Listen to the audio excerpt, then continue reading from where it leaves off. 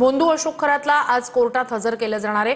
त्याची 5 दिवसांची पोलीस कोठडी आज संपते। भोंदू खरातवर आतापर्यंत 11 गुन्हे दाखल करण्यात आले। खरातवर 9 लैंगिक अत्याचाराचे आणि 2 फसवणुकीचे गुन्हे दाखल आहेत। कोर्टात हजर केल्यानंतर एसआयटी पुन्हा 2 दिवसांची पोलीस कोठडी मागण्याची शक्यता आहे।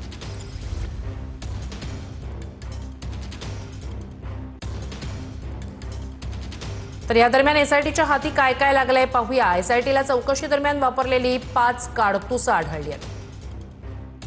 त्यामुळेच एसआयटीकडून नरबळीच्या अनुषंगानेही तपास करण्यात आलाय। भोंदू आपल्याकडे येणाऱ्या भक्तांना नकली साप दाखवायचा,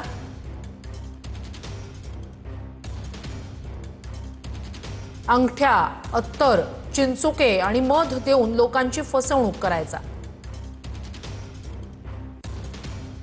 हे सर्व साहित्य जप्त करण्यात आलेलं आहे। तांब्याही जप्त करण्यात आलाय।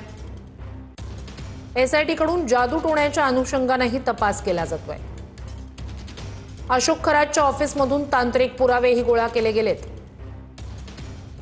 यावेळी पीडितांना घटनास्थळी नेऊन पंचनामा करण्यात आला। लैंगिक अत्याचाराच्या प्रकरणातही एसआयटीकडून चौकशी केली जाते। आतापर्यंत भोंदूवर एकूण 11 गुन्हे दाखल आहेत, ज्यापैकी लैंगिक अत्याचाराचे 9 तर फसवणुकीचे 2 गुन्हे आहेत।